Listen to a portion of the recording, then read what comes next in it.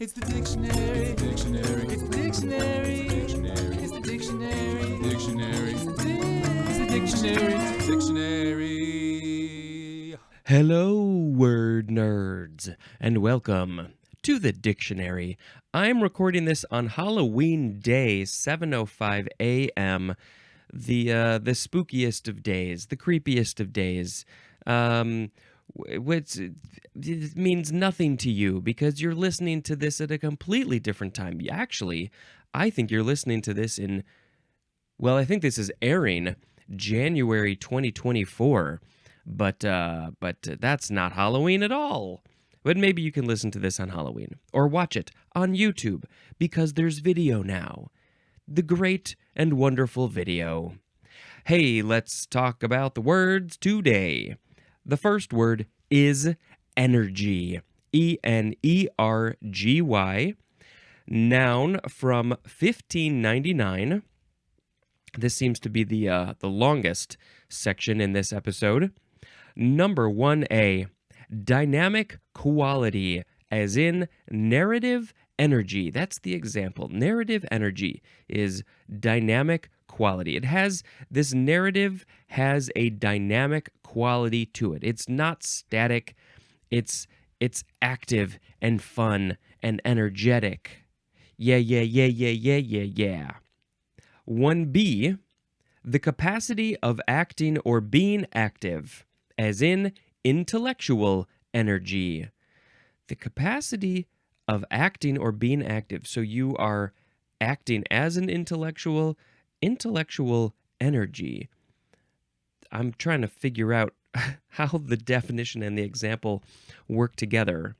Anyway, 1C, a usually positive spiritual force. As in the energy flowing through all people. Oh yeah, we got this. We got it. Like I mentioned in the previous episode, that everything is energy, matter is energy, energy is energy, electricity is energy, sound, visuals, all this stuff, light. And so, yeah, it sometimes feels like your energy could maybe blend well with somebody else, or your energies don't blend well. You're vibrating at different frequencies. But then we've got this energy flowing through all people. What's that? Is that real? Is that fake? We don't know. It feels like it's something maybe, right? And I like how it says it's a usually positive spiritual force. Not everybody is spiritual. Not everybody is spiritual in the same way. So, you take this with a grain of salt or whatever seasoning you like. But usually positive. I like that. But, there's negative energy too. Maybe we'll find something that talks about that. What's next? Number 2, vigorous exertion of power. The synonym is effort. It takes effort sometimes for me to get out of bed. I don't ever want to get up. I want to just sleep forever. Vigorous exertion of power. Yes, takes so much vigorous effort to get out of bed. As in investing time and energy. This podcast, this show definitely takes effort. Record most days of the week. I got to get episodes out. I got to stay on track, on schedule. I'm recording very early. I'm posting early. So you'll get these early if you join Patreon. $1 a month. That's all you need to do. Just a little bit. Vigorous exertion of power. Okay. Number 3, a fundamental entity of nature that is transferred between parts of a system in the production of physical change within the system and usually regarded as the capacity for doing work. There was a lot of information there. No example is a long definition. So what is this saying? Fundamental entity of nature. Okay, energy, it's an entity of nature that is transferred between parts of a system in the production of physical change. So maybe what we're talking about here would be, the first thing I think of is like, there's an animal in an ecological system, it dies, there's insects and fungi that eat it up, and then it grows into plants and other fungi, and then sort of the process starts over again. The animals eat those plants, blah blah blah blah blah. So maybe then it's an energy. It's an energy flow. It's a cycle of energy. Maybe that's what this is talking about. What is that energy though? What is it? What it's you eat food. You've noticed I eat apples and bananas for breakfast a lot. You eat this apple and you get energy. It's the carbs, it's the sugars, it's the I don't know all the things. I don't know the sciencey part of it, but it gives you energy to keep on doing the stuff for the day. It's a little warm. I'm going to take my jacket off. Let's put the microphone down.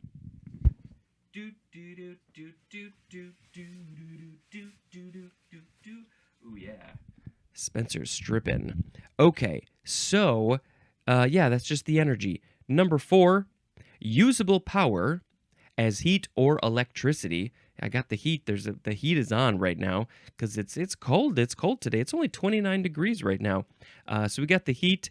We got the heat on, and that's energy. Electricity is energy. We use it, usable power. We're using it for various things. Cook food, heat our homes, those sorts of things. Also, the resources for producing such power. The big machines, maybe in an industrial part of town, they're producing the energy. The nuclear power plants, coal power plants, solar panels, hydro, all those things. That's energy. It's energy. A synonym for the whole thing is the word power. You need power to light your lamps, and that's energy. It's all that's the stuff.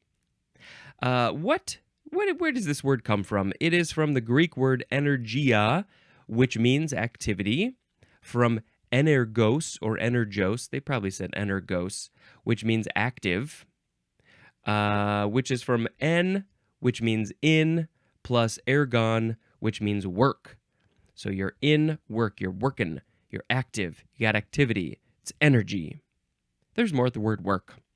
The word work. Okay, well, I'm going to make a sound effect now that says that that word's done, and here comes the next word, and it's going to be an energetic sound effect. What is it going to be? Wow, wow, wow, wow, wow! Let's force all the energy right now, and then I'm just going to be tired the rest of the day. I'm already tired. The next word is energy drink. 2 words. Noun from, I did not know this, 1904? There were energy drinks in 1904? I don't think they were drinking Gatorade or Powerade or something like that. What was an energy drink in 1904? This is a usually carbonated beverage that typically contains caffeine and other ingredients, as taurine and ginseng, intended to increase the drinker's energy. And I gotta look. What's 1901st energy drink? Maybe that's what I should type in. What would this have been? Did they know about taurine and what was the other one?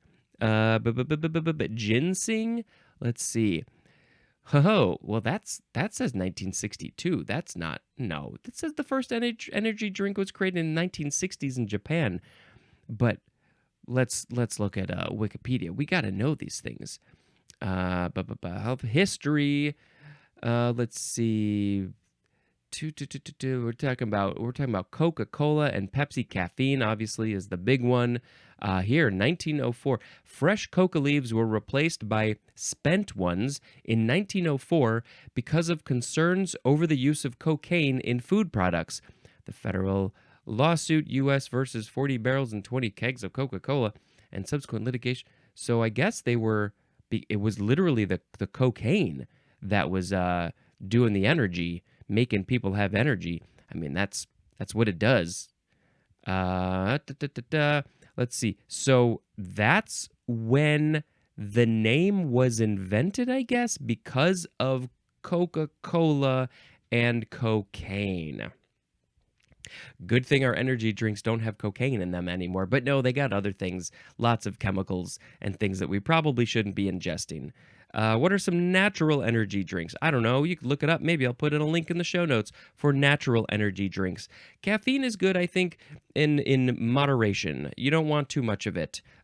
Tea, coffee, chocolate, those sorts of things. They got some good natural caffeine, I think. But yeah, when you're starting to those monster drinks, the Red Bull, all those things, I think it's a little too much. And then if you have it, you need it. If you drink lots of coffee, then you need lots of coffee. So that's why I try and just have it in moderation, maybe 2 or 3 times a week, just a little bit. Energy drink. I got nothing. Water. Drink your water. But of course, if you're like doing sports or something, I think that's when they say like the Gatorade and the Powerade, those sorts of things are good because they got, what do they got? They got something in there that you need to replace, to replenish. Okay, moving on. Energy level, 2 words, noun from 1910. Often, my energy level is just down here. It's nice and chill, nice and just that's it. But sometimes it gets higher. It gets up to like here, maybe. Ooh, we're pushing the energy a little bit. Yeah. Okay, energy level is one of the stable states of constant energy that may be assumed by a physical system. And this is used especially of the quantum states of electrons in atoms and of nuclei. It's called also just energy state. So not at all of your energy level as a human person. It's a different thing. It's a stable state of constant energy in a physical system. They all have a certain energy level, or also known as an energy state. The 51st state of America is the energy state. Next is innervate. No, it is innervit. Vit, not vate, vit, because this is the first form. It's an adjective from 1603, lacking physical, mental, or moral vigor. And the word enervated, that's a synonym, I guess. Enervated or enervated, maybe that's how you say it. Enervated is the synonym for enervate. It's the same word, you just added a D at the end. Lacking physical, mental, or moral vigor. It's kind of like energy. It doesn't say that it's from the word energy. There's no etymology, but maybe it's connected. But there's another form of this, so maybe we should talk about that one before we get too in the depths of this one. But yeah, I mean, I guess if you're just like, you're enervate. The second form is pronounced differently. It is enervate. Yeah, this is the way that I wanted to say it. Enervate. The first form, the adjective, is enervate, and the verb, this is a transitive verb, is enervate.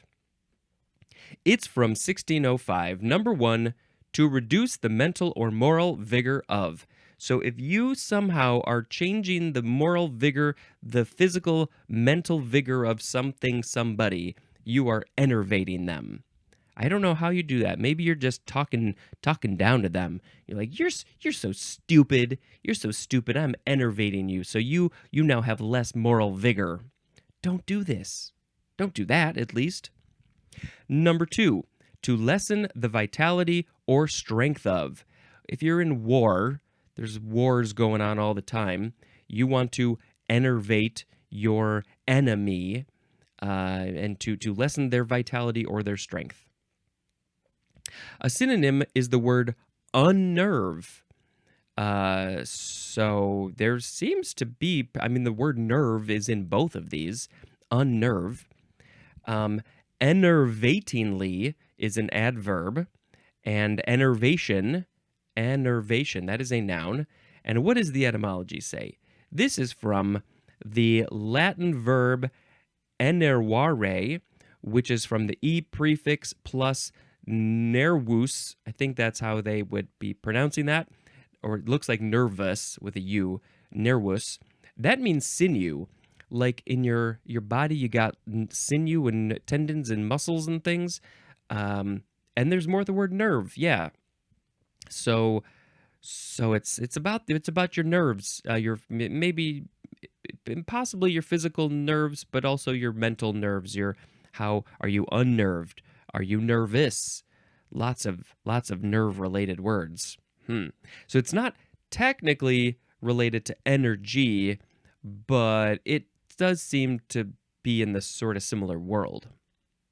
I don't know what these energetic sounds are. The next word is enfant terrible. Yeah, I think that's how you say it. Enfant terrible. Now, this is two words. The first word, it's enfant. It looks like infant with an E. It's pronounced enfant. And then the second word is just terrible. Terrible. And it's pronounced terrible. This is a noun from 1851. It looks like the plural, you add an S to both of the words, but it's pronounced the same way. Enfant terrible. Okay, number 1A, a child whose inopportune remarks cause embarrassment. The child is making some remarks, and they're at a very bad time. That's not the time that you want to make those remarks. And then they makes them embarrassed. So maybe it's a little kid, and they're at a restaurant, or maybe they're on a plane. They're getting on it. Maybe they're in the boarding line for a plane, and then the little kid says, "Mommy, I pooped my pants." That would be an enfant terrible. It's a terrible child. It's a bad time. Bad time. 1B, a person known for shocking remarks or outrageous behavior. There's lots of people in the public eye, famous people, anywhere from actors to politicians to whoever probably, who have done this, who do this. They're known for their shocking remarks, outrageous behavior. I mean, I feel like I can think of a few off the top of my head, but I think that there's some other ones that I'm not coming up with. Who is an enfant terrible? You know. Maybe you know some of these people personally. I don't think I would be considered an enfant terrible. Maybe when I was a child, maybe I did or said something at an inopportune time. But my parents weren't calling me an enfant terrible, because they're not French. Number 2, a usually young and successful person who is strikingly unorthodox, innovative, or avant-garde. Well, this seems fun. Maybe this is the type of enfant terrible I want to be. But why the word terrible? It's just French. It literally means terrifying child. That's what it is. A terrifying child is an enfant terrible. That feels a little extra judgmental. Maybe we don't need so much judgment. I mean, I think it seems like it comes from that first one, 1A, where a child is just doing something bad or terrible. Maybe it's accidental, though. That's the thing that I feel bad about the child, because it could be an accident. They just happen to say a bad thing at the wrong time. But these other ones, shocking remarks, outrageous behavior. Maybe the terrible child grew up, or the terrifying child. That's the thing, terrifying. That takes it to a whole other level. Maybe they grew up to be somebody who makes shocking remarks and has outrageous behavior. Or maybe they're avant-garde. Ooh, avant-garde. It's so terrifying.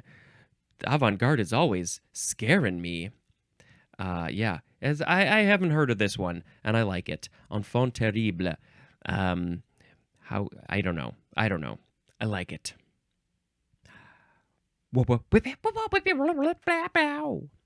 Next is enfeeble. This is a transitive verb from the 14th century. To make feeble. Also, deprive of strength. If you are feeble is just makes weak. It's just weak. So if you're making something feeble or weak, you're enfeebling it or them. taking away its strength. A synonym is the word weaken. Enfeeblement is a noun. That's not a mint you want to take. The mint is going to make you weak. Why would you take that? What's the point of that? I just rewatched the Mario Brothers movie. I guess I'll mention that at a future date when I get there. At the end of these episodes, I talk about movies. And at one point, Mario accidentally takes the little mushroom that shrinks him down. And so, if it tasted minty, which it probably didn't, it would have been an enfeeblement because it took away maybe his strength. He made him tiny. Tiny has other benefits. According to Ant-Man, when you're small, you're stronger because all of your strength is compressed down into a smaller area, so you can actually punch stronger. I don't know if that's the case with Mario, though. These are the important questions. Okay, enfeeble, I think the etymology is pretty clear. It's just from feeble. That's what it is. Making feeble. Feeble making. Next word is infef or infeef. Infef, infeef. And the first syllable can be in or en. It's spelled E-N-F-E-O-F-F. Watch out for that O. E-N-F-E-O-F-F. Infef.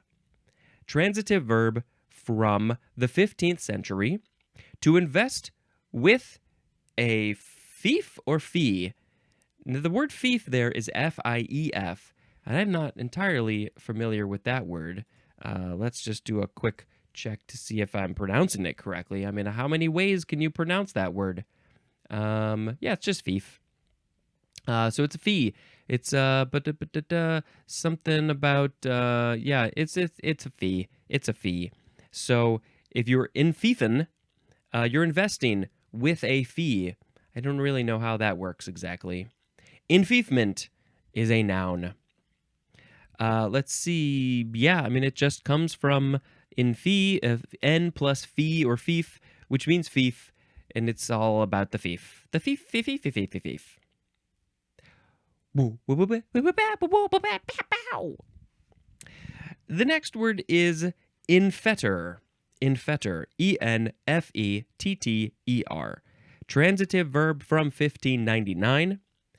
To bind in fetters. The synonym is enchain. So if you don't know what fetters are, they're not feathers. They're not feathers. They're fetters. They're maybe like chains, I'm guessing. To bind in fetters, you're infettering. Maybe in the olden medieval days when they were doing some torturing, they would infetter people. The next word is enfield rifle. No, that's not how you say it. It's Enfield rifle.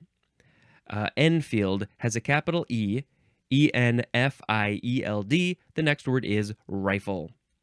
Noun from 1854. A .30 caliber bolt-action repeating rifle used by U.S. and British troops in World War I. WW1. The name is from Enfield, England. So that's probably where it was invented or manufactured or something. And so the British used it because it was from England. But then also the Americans used it because I think we were all helping each other in World War I. I should know these things. I think we were. I think were we against like the Austrians or the Ottoman Empire or something like that. And it's just they use this Enfield rifle. That's it. I don't know nothing about the guns.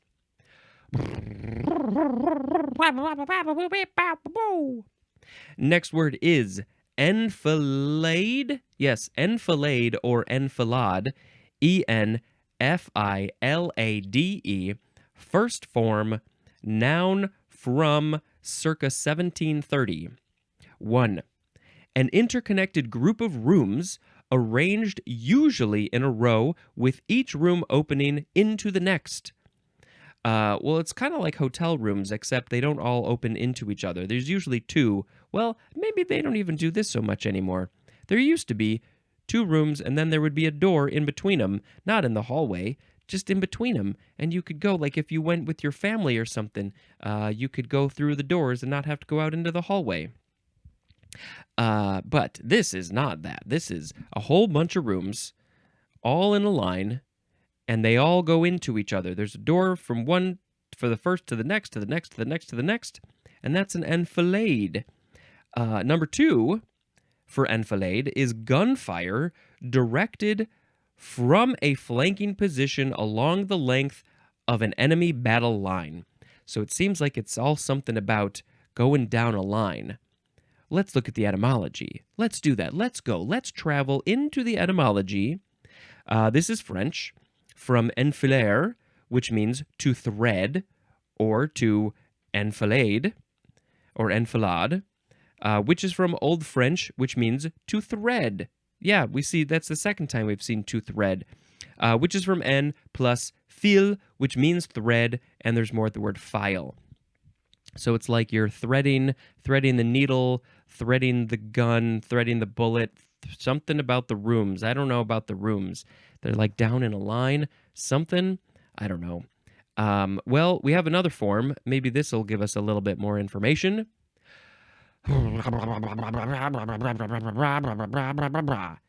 That's some energy coming out of my mouth.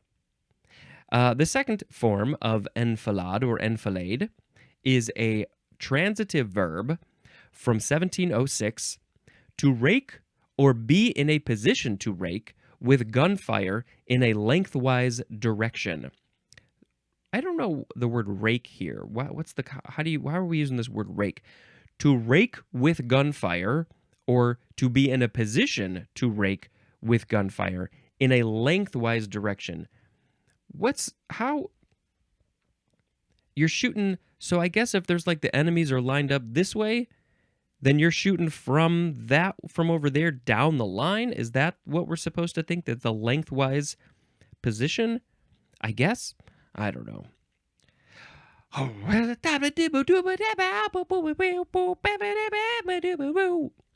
next word is inflame. This is a variation of inflame with an I. The next word is enfleurage. Enfleurage. ENFLEURAGE. Enfleurage. Noun from 1855. A process of extracting perfumes by exposing absorbents to the exhalations of flowers. Flowers are exhalating? They're going. That's what they're doing. So the process of extracting perfumes by exposing absorbents. Okay, so when flowers are exhaling, you put some absorbents, I don't know, a sponge? Something else like that. You put it in front of the flower when it's exhaling, and then you extract the good smelling stuff out of the sponge, and then you have enfleuraged. This is fascinating. What's the etymology?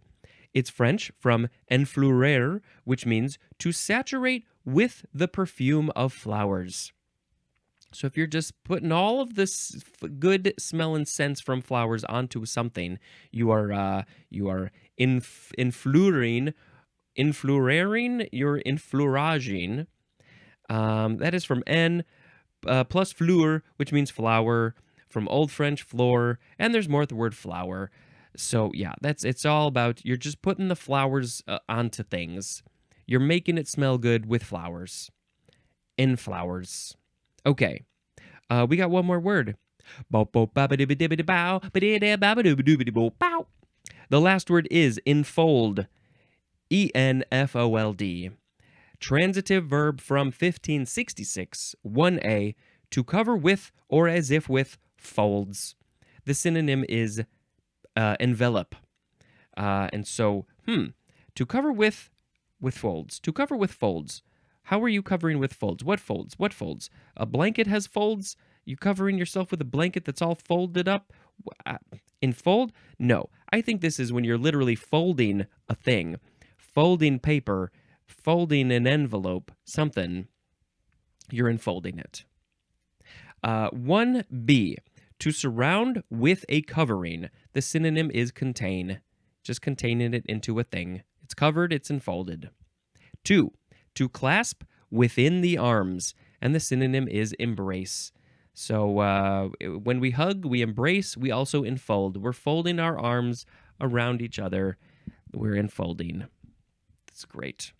Oh, I must pick a word of the episode. We had today energy, energy drink, energy level, enervate, enfant terrible, enfeeble, enfeef, enfetter, enfield rifle, enfilade, inflame, enfleurage, enfleurage, and enfold. And I am going to pick enfant terrible as the word of the episode because it's a fun word to say, and it's also fun to be strikingly unorthodox, innovative, or avant-garde.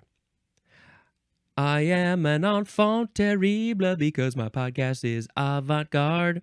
It's strikingly unorthodox. Enfant terrible. Enfant terrible. Enfant terrible. Okay, that's it. That's it for the words. Let's now talk about a movie that I watched. I messed up my movies yesterday. I thought that I had mentioned Society and Critters, so I jumped right to Birdemic, but I don't think I had talked about those on the podcast yet. So I will just quickly say Society. It's a movie from the 80s, and it talks about its message is all about high class versus low class, and how the high class is feeding off of the low class. Not always metaphorically, and so you should watch it, and it's a super fun, weird movie. Let's see. The other one was Critters. Somehow I had never seen this movie, and I was always intrigued. I was a young kid. I kind of liked the creepy things, but I was also scared of the creepy things, and so I never watched it. And just years and years and years went by, and I finally got around to watching it, and it is such a fun movie, and it's so good. I don't know. It was way better than I expected it to be, and the kid, Grimes, I think is his last name. I can't remember his first name. I want to say Peter, but I don't think that's it. He is in the show The Orville, which is a fantastic show. It's like a sort of more realistic comedy version of Star Trek. Fantastic show. You should watch it. And so I was like, oh, it's that guy. He's great. I had never seen him in anything else. And as a kid in Critters, he's great. He's running all over the place. He's like, let's do this. I'm taking care of business right now. He is awesome. And the little puppet critters are great and silly and fun.